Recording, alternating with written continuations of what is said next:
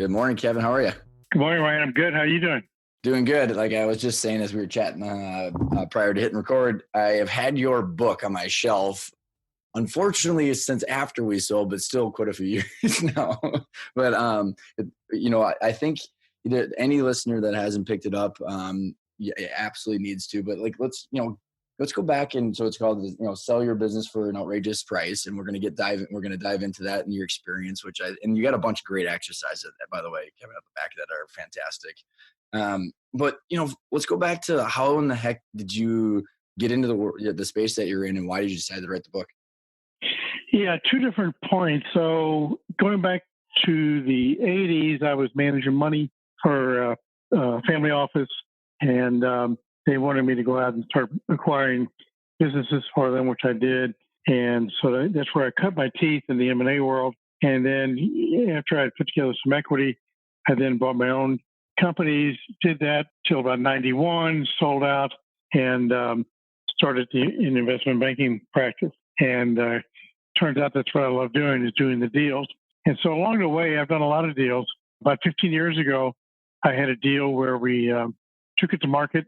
It was in the steel processing center. So this wasn't, high tech or cure for cancer. This was plain Jane business. And when we took it out to market and collected our bids, the bids, most of them were around a 5 multiple. But we had one buyer, a big publicly held company, come in at 10 multiple. And, we were confused, like, what in the world are they doing? They had the same data as everybody else. And then, but of course, we didn't say that. We closed the deal. And our client was ecstatic with the outcome. And so the deal went really well, and still didn't know why they were willing to pay that. Till about 6 months after closing, I ran into the buyer, and I said, "How's it going?" He goes, "Because by that time I figured that he had figured out that he paid twice or something like that." Yeah. So he says, "If you got any more businesses like that, one I bought from you," which caught me off guard. I said, "I'm thinking to myself, well, if you're willing to pay twice what it's worth, I can probably find you one before noon today." But I said, "Well, tell me what's going on. How's it?" We closed the one plant that was losing money, and we got rid of the union, and we put some of our products down to their channel, took some of their proprietary products and put it through our worldwide channel. He said, "We have made our money back in 6 months." Well, when I sold it for a 9-10 multiple, I thought that was 10 years of earnings, right? By definition. So it turns out that I had sold it for 6 months in earnings. Now, client didn't care because they got twice what they expected. But my point was, I didn't know things that the buyer knew. The buyer had figured out that they could make a lot more money with this company than what was happening. And so that opened my eyes that as a seller's representative, I don't know what that buyer's thinking ever. So I began the journey of trying to figure that out, and in designing different tests to figure out what the buyer was really going to do with the business, because they don't want to tell you that. So you kind of have to come at it indirectly. So ultimately, I started writing the book, because I was beginning to experience more and more of these outrageous price deals, which we define as 2 or more times the average multiple for that particular industry. And so that's where the book came from. I was trying to get into writing what I was experiencing, what I was learning, what I was feeling about the process. I started the book over 5 times because I kept learning different things. Yeah, about I can relate. So, absolutely. You got to get it right. So eventually we got it right, and then it took it out, and I had an auction between the publishers, and we eventually selected our publisher, and we went to press, and the book came out. And then the next challenge was anybody going to care? You write a book, does anybody care? And so it actually sold. It sold very well. It made it to the top of Amazon's list for a little bit of business books. And we have sold a lot of copies, and we've picked up a lot of clients that have read it and said, "Yeah, that's for me." And so awesome. It's been a home run for us. That's super That's cool. the journey. That's how I got into doing deals. And then I figured out how to do outrageous deals. And so that's what got me here today.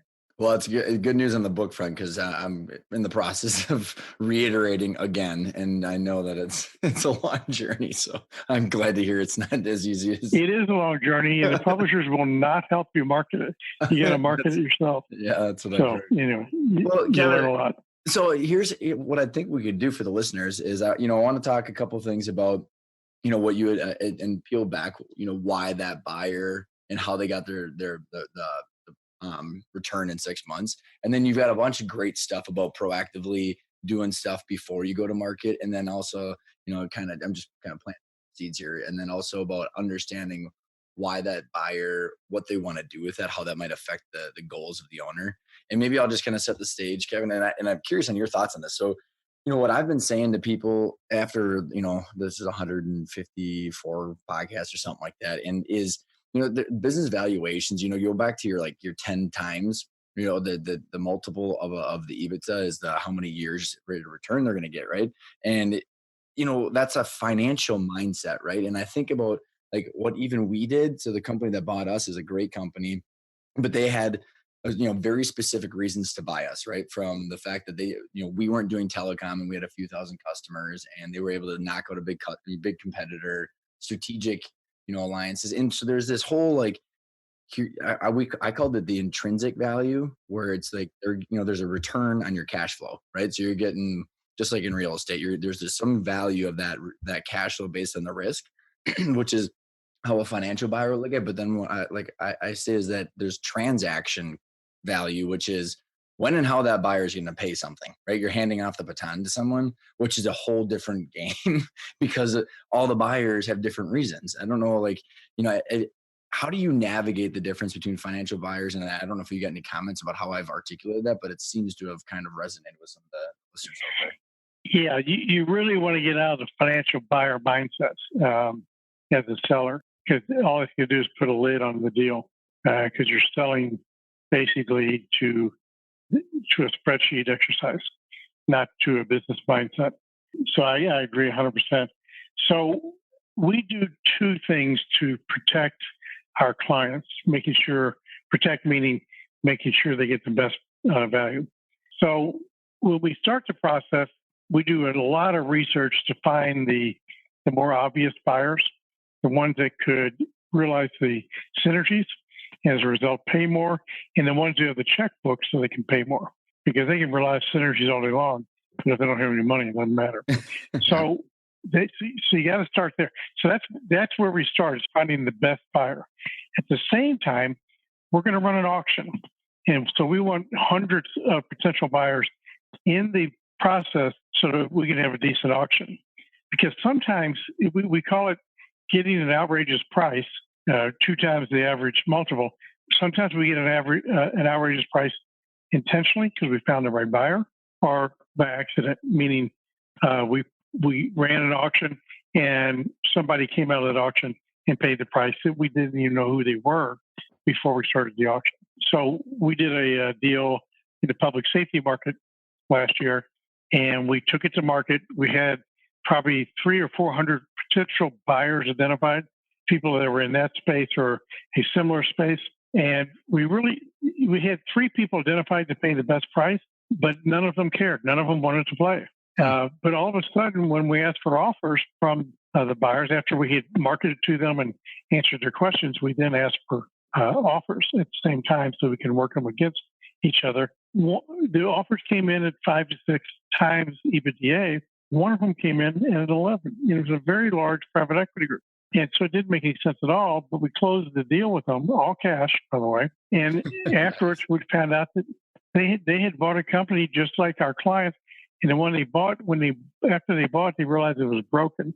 And this had just happened 2 months before we went to market. So we didn't know they had even bought it. And so they bought our company to fix the other one.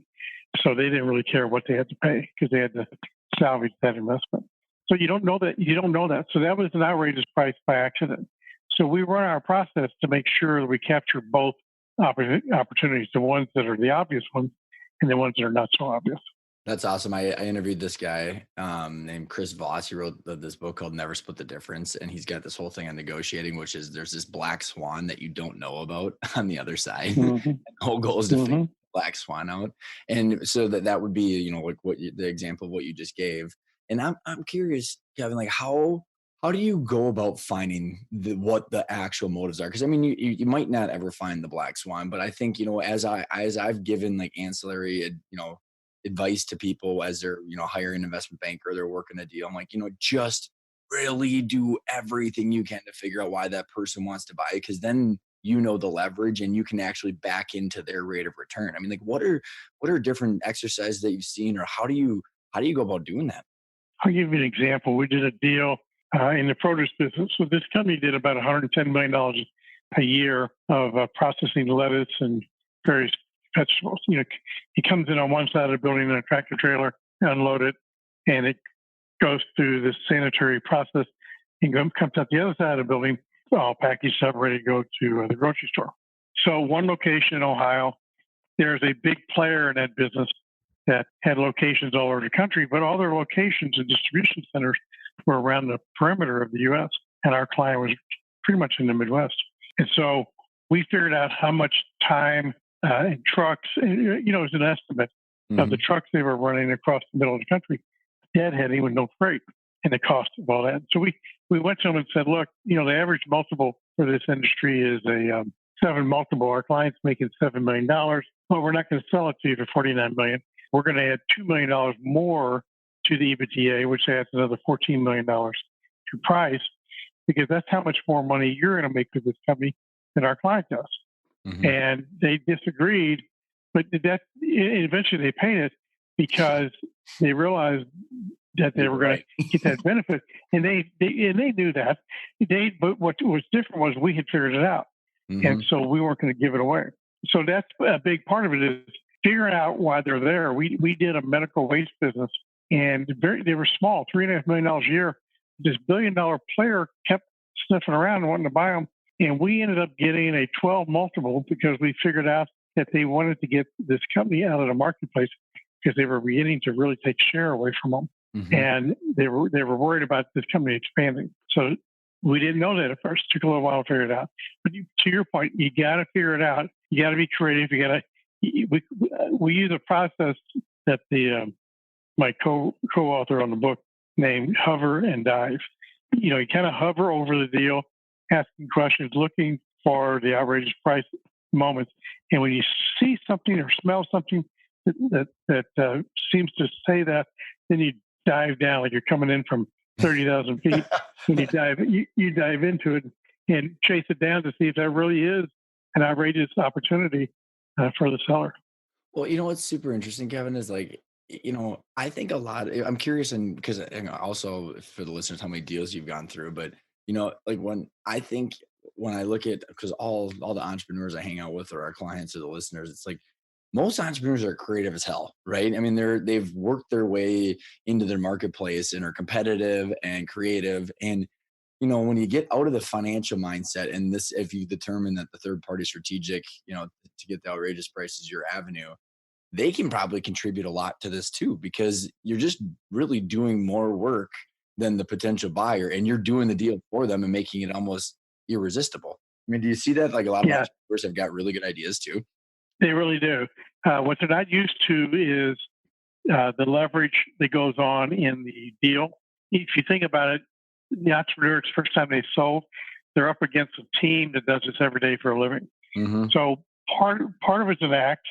We almost call it a play, and the entrepreneur plays a significant part if they're capable. Not everybody can play the lead role. So we try to assess that early on. Can we put this seller in front of the buyer, and can he, say his lines and act his part convincingly? Some of them can, some of them can't, and that's a critical point of information. So you're right. They can play a big role.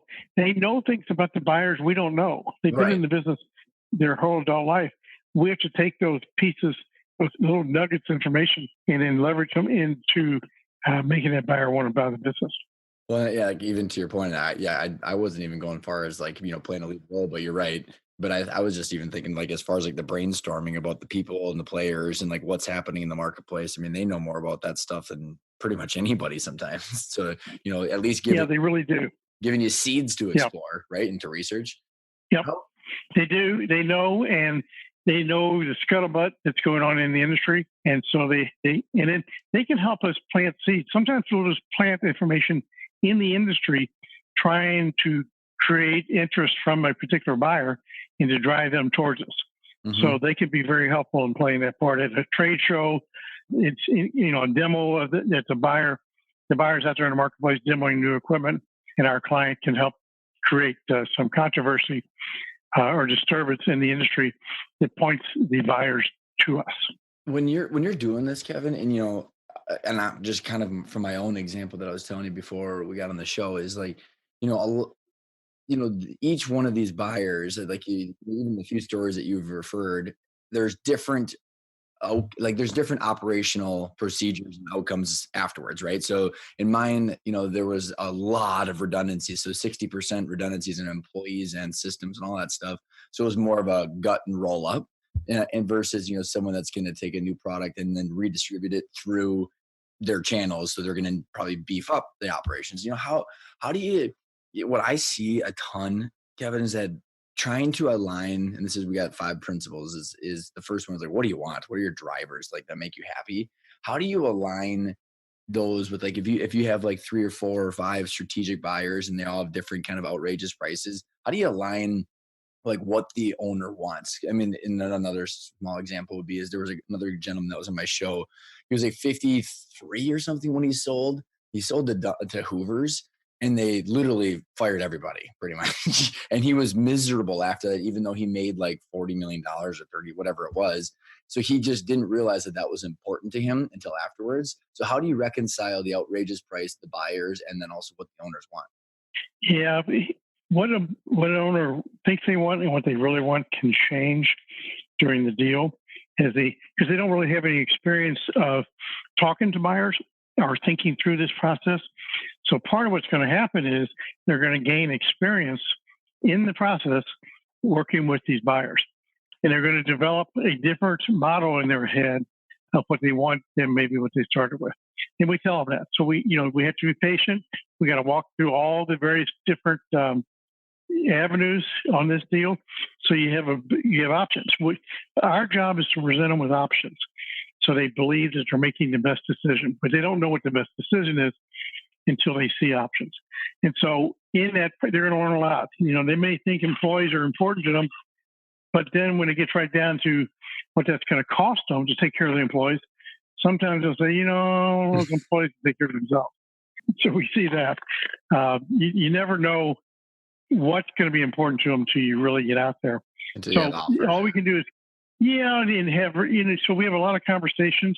We make sure our clients have dinner with every prospective buyer. So we may start with 400 buyers, but we're getting through our marketing process. We're going to narrow it down to 5 who've made an offer that's acceptable. And now we'll invite each one to town, wherever the seller lives. And we're going to have dinner with that buyer and the seller. And then the next day, we're going to have a half-day presentation with that buyer. Well, the reason we had the dinner the night before is let's see how this buyer behaves socially. Mm-hmm. Do they have an alcohol problem? Are they idiots? Are they rude to the staff? So true. All the things. They do all this. It's unbelievable. Yeah, you have got a big check, but like I wouldn't like hang out with you if you paid me $200 million. Right. Exactly right. And so so we're developing tests for the buyers, so our client can see how they behave under various different scenarios. Mm-hmm. And that's what you can do is design tests and let them watch what happens. And we do a lot of that throughout the process. So part of it is, let's say you've got 2 or 3 people who are offering the same amount of money. How do you decide which one you want? And that's another area that we design different tests to see who we really want to do business with. So we will, if we have multiple buyers that are similar, we'll put together legal documents, which is the last stage usually, and we give them to them to say, all right, what's your opinion of these? Because legal documents can be a real stumbling block. But if we have multiple buyers and they're still going, they're still in the process, we want to see how they're going to do with our documents. Because if they're going to blow up over the legal document, let's do it now while we got 2 other buyers there. Oh, totally. And so Perfect example, Kevin. Where like we had a few buyers in our deal, potential buyers, and I mean we had thousands of customers, right? And like this is a multi-million dollar transaction, and the CEO of one of them was arguing about a $200 a month contract, and we're like, I right, can't even like what? Like, are we even talking about this right now? right, right. That's what. So you need more and more because it's a short period of time you get to know that buyer, but you have to live with them for a long time often. It's like going to So Vegas and getting or pulled in the blood, right? yeah, yeah, you want to know that. So that's right. So you develop tests for the buyers to make sure you know who you're into a deal with. Absolutely. So, Kevin, for because of the process that you've described in your book, you get the level 1, 2, and 3 outrageous advisors, and I think when you're talking the strategic research that you're doing and the process that you're talking about, and just even the hand holding from the dinners and all that stuff, give the audience, the listeners, because honestly, everybody hears different things, and you can't pin one definition of an M&A intermediary to the tree if you tried. So, like in your definition, where would someone expect a service like this? What's your definition of broker versus an investment banker? Kind of just, it could be just a big broad brushstroke. Yeah. So you have business brokers who work on the smaller deals. I would say they work under $1 million of profitability is where the business brokers work, and they don't charge a retainer as a rule. They get 10% of the proceeds, so it's a very different world. And in that case, the business brokers work on one for the buyer to come to the door, and then they work on one buyer at a time. It's a very, very important service for the smaller companies that are out there because the investment bankers will not work on the smaller deals. And you need professional representation. It's really hard for a seller to sell a company for themselves most of the time. So the investment bankers are going to be working typically in the couple $1 million EBITDA all the way up. And you'll see different levels, particularly at the lower level. You get up to 25 million, you're going to see Goldman Sachs and all those people. At the $1 million to $20 million level, you're going to see the M&A specialists, lower middle market folks, and you got to really do your homework because it's a little bit more difficult to assess them. I think it's, but I call it like the no man's land, like the 800 to 2 million in EBITDA. It's like a decent sized company, life changing for the owner. Probably big, a lot of employees, and like there's just very difficult to find someone that's actually, yeah. There's not a universal standard. There is not, and there's really no licensing required. There's no professional standards, so you've got to do your homework and make sure you're getting somebody that's a pro. And the best thing to do is check with your M&A attorneys in the community, the accountants, and other people who have sold. That all will help you quite a bit. So then, as like in the space that you play in the investment banking world, talk about the proactive stuff. And I think this all kind of ties together, the deal killers, the stuff that people should be doing, and the reason I want you to say this, because, we preach it a lot, but I think a lot of, as you and I were saying before the show, is like, it's hard freaking work. But there's reasons to be doing the stuff from the proactive side. And then those could be potentially major deal killers. So you want to kind of give some of the stuff that you see that should be worked on, but then, and why they're so important. Yeah, the easiest way, we try to get our clients to put on the hat. If they were buying their company, what would they be worried about? So customer concentration, for example, as much as a seller blows it off saying that they've been a customer for 20 years, to a buyer, that's a really big deal because they could lose all the money they just invested. Management team is critical. Again, that seller's going away and the buyers don't believe that the seller's going to stay around. If he does stay around, they're going to say, well, he's not going to be real motivated. And the first time we tell him to do something he doesn't like to do, he's got $40 million in his pocket, so he's going to walk away. So you better have a good secondary management team. So those are critical. Customer concentration, the management team. The books have got to be in really good shape. We sold companies with books that were not in good shape, but it makes it a lot harder and it's going to cost you money. So, yeah, I'm not saying it's an audit, but you ought to be thinking about them being reviewed for sure. And the sooner you can do that before you actually do a deal, the better, so they can see a good history. So that's critical. You've got to look at all your legal, and don't ignore it. Don't put it off to your sell, because then it could be too late. You've got to get all that cleaned up. If you've got some shareholders from 20 years ago you haven't seen, you need to get their shares back in and get them retired and get it fixed. But illegal, the tax work has to be perfect, because these buyers today are going to figure out everything that's wrong with the business. They leave no rock unturned. And so you've never been through due diligence, so you've been through this. We just sold a business, is a pretty good sized deal, about $100 million, 20-year-old company run by some real pros. And when we got down to the final due diligence, the buyer found that they had not done their sales tax correctly for 14 years in every state, and they had not done their 401k filings. So both those had to be corrected before we could close, and it delayed closing for 3 months. Now, this was a company that you would have sworn was buttoned up. So that's my point. Don't leave any rock unturned, because the buyer is going to ask about everything. Emphasize, exclamation point, everything. Right? Yeah, and sometimes 3 times about everything. So it'll drive you crazy. Yeah. Well, that, and there could be more than one group in there doing the due diligence. Due diligence, particularly with private equity buyers, has become almost unbearable today because they have made some real mistakes in the past. They're going to make sure they don't do it in the future. We deal with about 4,000 private equity firms across the U.S., and they have become very aggressive about due diligence. Our clients, the entrepreneurs, don't understand why, because they know they're not lying to them, but they don't understand that these buyers have to be assured as to everything is correct. They don't want any surprises. Well, and just a layer on top of that, Kevin, is the PE firms are overpaying for companies right now, and so there's the ripple effect, and so they're going to do everything they possibly can to make sure that the 10 times that they're paying on a financial purchase is going to be somehow paid back. Well, that's a good point, because they are paying up right now. I wouldn't say they're overpaying, but they are paying quite a bit.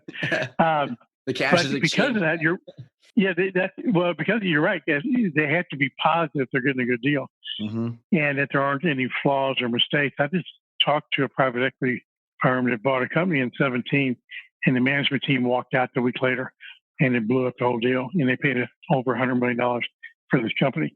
So that's what they worry about. They worry about the things they don't know. I want to go back. I want to touch on the management team again in a sec, but just to kind of wrap up that due diligence, Kevin, what I experienced through our transaction, and what I see is a lot, especially in the call it million to 500 to 5 million in EBITDA range, is that the advice. So outside of the investment banker or broker, because we already touched on that, is the advisors.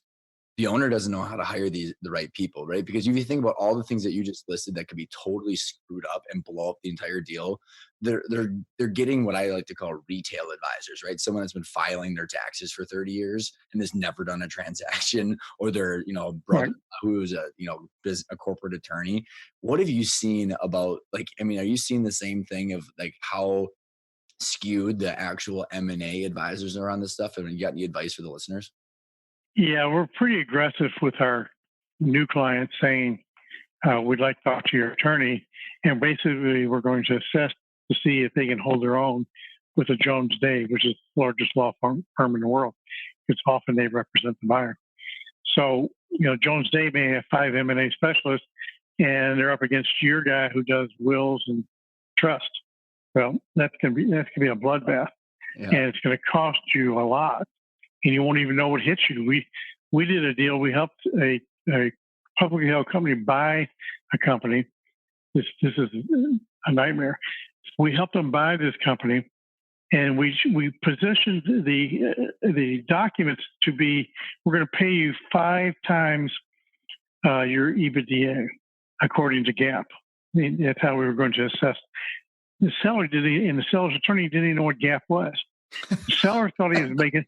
They thought they were making $1 million a year, and so our buyer, we knew he was making $500,000, but he had agreed to a formula 5 times the EBITDA according to GAAP. So post-closing, when we did the post-closing adjustments, the price dropped by half, and the buyer recovered half their price. Seller had to give up half the proceeds because he didn't know what he was doing. So I know. you got to have an attorney who's really, really has a lot of experience doing M&A, and you have to have an accountant somewhere in the mix who understands M&A income tax, so you're not giving away half the deal in taxes. Well, and it's so crazy, Kevin, on that, because those two roles, and your role, like they're unbelievably important having those people on the team, because there's like little check boxes, like it's the experience and the knowledge of understanding where the needles in the haystack are, and that's why people get paid that, because they should get paid for. I mean, there's a return on the investment on that. Like the deal. Yeah. Two things on that note. I'm curious, when you're like, we could have done this 338H10, which we didn't. Yep. No one knew what the hell it was, and I would like to hear you might articulate a little bit better for my listeners. And then there's another buddy who called me up. He's got an $8 million company, and he's like, I'm like, so he's got an offer. I'm like, well, is your CPA done a net proceeds calculation yet? And he's like, what's that? I'm like, it's how much money goes in your bank, dude. Like, Right. And exactly the CPA didn't know, what the deal structure was, how it was going to be. I mean, it's just like, it makes me want to throw up, honestly. So right. Can you explain maybe in your words what the 338H10 is? Because I've talked about it quite a bit. Yeah, I'm not a tax professional, but we see the 338H10 a lot. We've been using it for 10 years. And it was introduced to us because we typically, when we take a deal out to marketplace, we've done this for 15 years. We tell the buyers or prospects, we need to do a stock sale because we want to get capital gains treatment versus ordinary income treatment. And the buyers say, no, we don't want to buy your asset. We don't want to buy your stock. We want to buy the asset. So anyway, that's where the wrestling match starts. So at some point, the more sophisticated buyers started talking about the 338H10 election, which is a IRS code reference. It's also a good test for your accountant or your attorney. If you mention 338H10 election and they look at you like you're a two-headed monster, then you can just say, thank you very much, and go on down the street. I bet you it happens at 80-90% of the time when I bring it up. Yeah, it does when you're using these smaller firms. So what it does is it allows you as a seller to get capital gains treatment as if you had sold stock. It allows the buyer to get step up in basis as if they had bought assets. So it's very complicated, a little expensive to do, but generally the buyer pays for all the fees associated with it. But that's the premise. You get stock treatment as if you'd sold stock.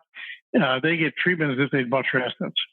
And so it's a pretty good tool, but it's pretty expensive. Not every deal qualifies for it. There's a whole bunch of rules around it. So you'd have to have your accountant assess it, see if it's even an option. Because today we're seeing it in about half of our deals. Mm-hmm. The new tax code makes it even better than it used to be because of how quickly they can write off the assets under the tax code changes. Yeah. So it's been a great tool, but it's something you need to know if you even qualify. You have to be the right kind of legal entity, for example. So it's part of the strategy and that you need to do up front with your accountant to get it ready for sale. Yeah, and that's a big deal. No, it is a big deal. And like, even like to take that one step further, because this all has to do with how much money is going to go in your bank. I mean, like I mean, how many times I see where like most owners don't know what they're going to get until it's all done. I mean, it's super sad, actually. I mean, they deal with the group. You're right. You got to deal with the net. Yep. So then going back to what I was saying about the management team, Kevin, is there's always this huge question every time I do my keynotes of like, okay, when and how do you tell your management team, especially if you're doing proactive work, which is the work that we do, what's the spin? What do you see? And so when and how do you tell certain employees? And then what are different creative ways you've seen people get comp to make sure that everybody's on the same page? Yeah, two different strategies. So we never, ever agree with telling employees ahead of time. That never works out. I mean, imagine putting yourself in their shoes. Now you're worried that a sale's coming, and how am I going to make? If I lose my job, how am I going to pay my kids' college? How am I going to pay my mortgage?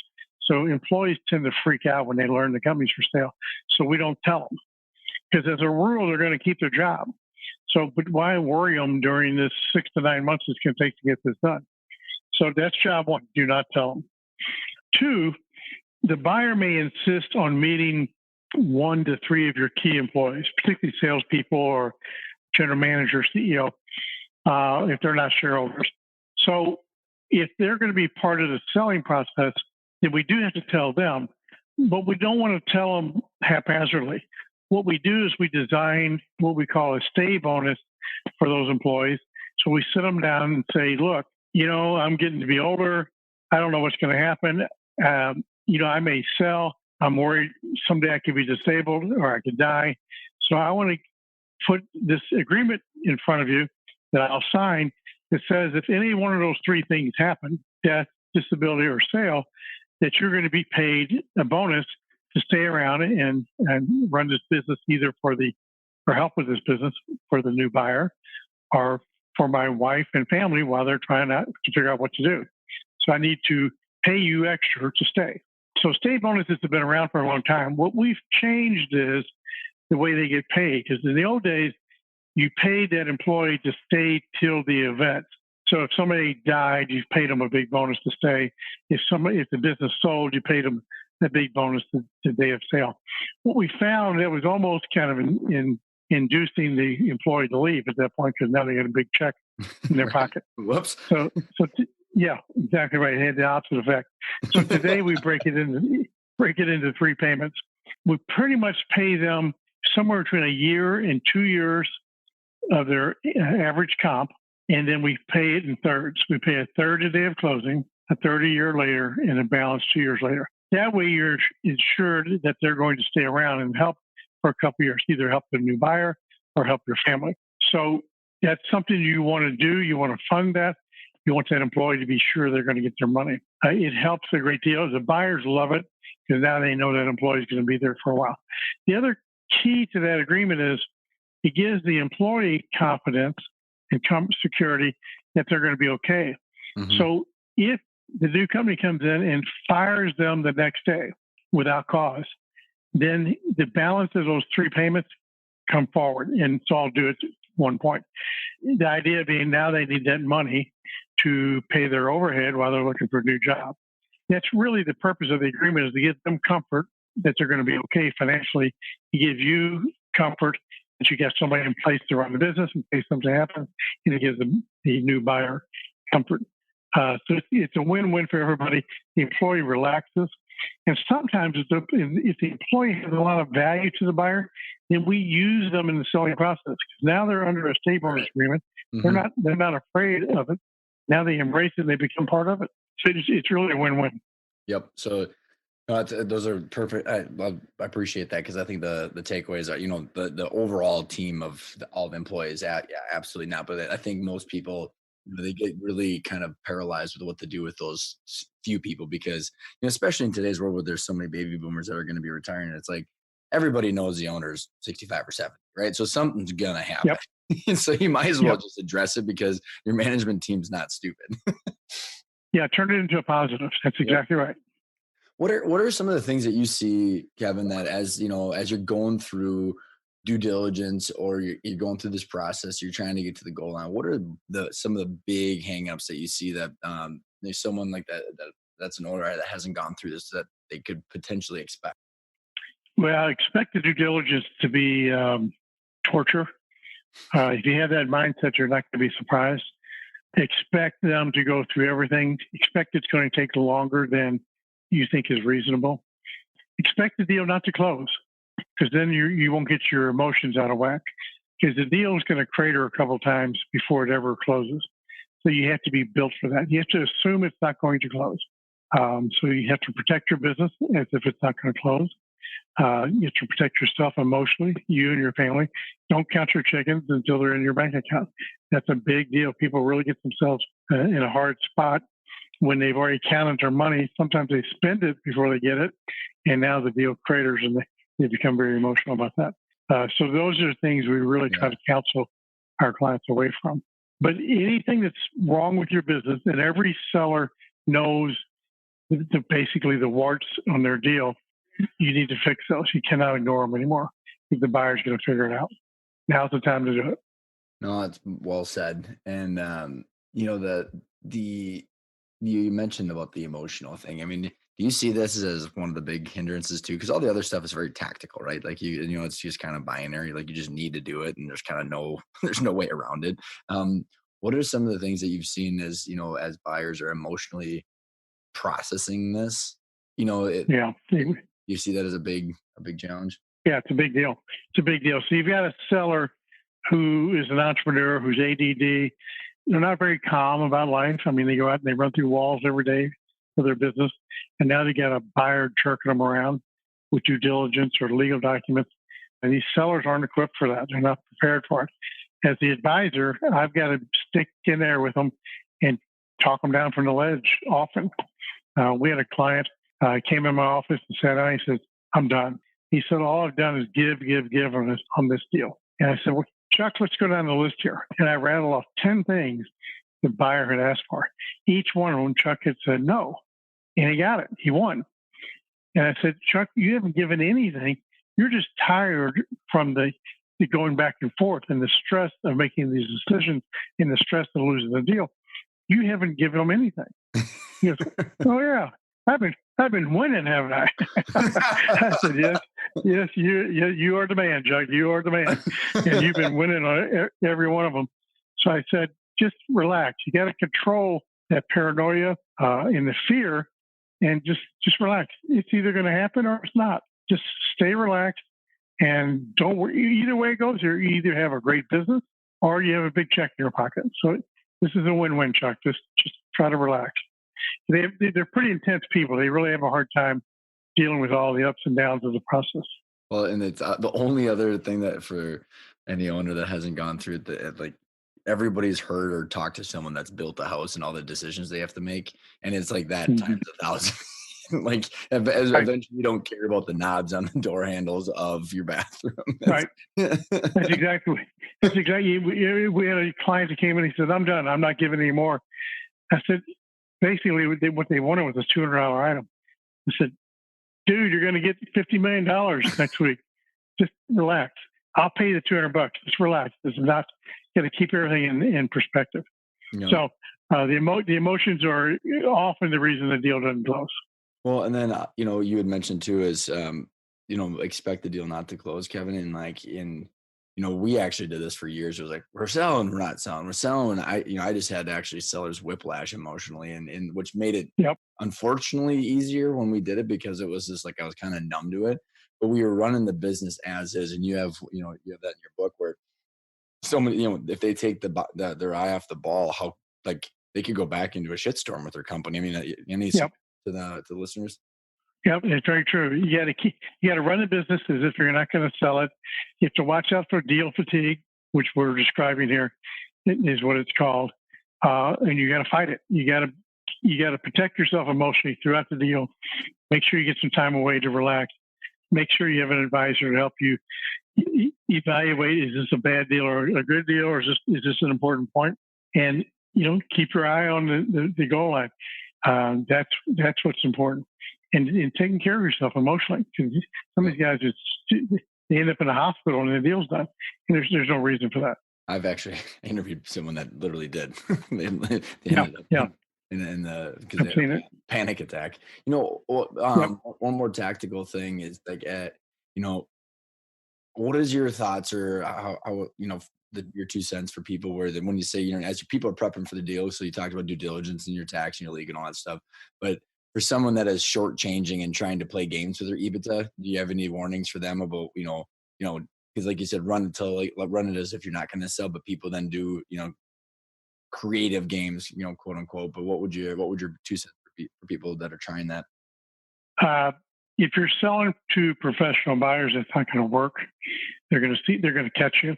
If they catch you playing games with the books like that, they will walk away because they will see that as an integrity issue in a split second. So Mhm. that won't work, and they will catch it. Yeah, I just there's so many times you hear like, well, all I have to do is do this with my inventory, or I don't have to buy my servers for like a year or two, and it's like, well, someone that knows how to run a business is going to find all that stuff. It's not you're not Yep, you're not tricking anybody. correct. they're going to bring in their IT due diligence team. They're going to figure out that your servers are 2 years overdue to be replaced. Mm-hmm. They're going to charge you a closing part. So, Kevin, as we're wrapping up, this has been an absolute blast. If there's, we covered some serious ground here. Is there one thing that you want to highlight, or one thing that we didn't cover that you want to leave the listeners with? Yeah, the only thing I would say is, for the first time in 5 years, I'm getting a little worried about the future. So if you're thinking about doing it, I would start to investigate now. I don't know if these multiples are going to be there a year and a half from now. The process takes 9 months. So be careful as you're working through this. This market's not going to be there forever. So that's probably the biggest change I've seen in the last 3 months, is that there is a sense of negativity that's creeping into the M&A markets. You haven't seen it in price yet, but it's coming. So that's it. Be honest with yourself about it. Make sure you get good advisors. Follow their advice. I'd get the advisors now way before you need them, and get to know them. Have dinner with them. Get to know them for a year or two if you can, if you have time, before you even sell, because they're going to be your life partner for a year. So it's going to be important you know them well. Kevin, this has been a blast. If the listeners want to get in touch with you, get your book, get to you, what's the best way to get in touch with you? They can call 314-725-9939. They can go to ClaytonCapitalPartners.com. I'm on Twitter and LinkedIn and Facebook and every other thing known to man. So it's easy to find me or the book, Sell Your Business for an Outrageous Price, How to Get More Than You Ever Thought Was Possible. And I love talking to them. I talk to sellers every day of the week. So that's fun to do. So, but thank you. Thanks for letting me be on your show. This has been a blast. This was a blast. I agree. All right. Thank you, Ryan.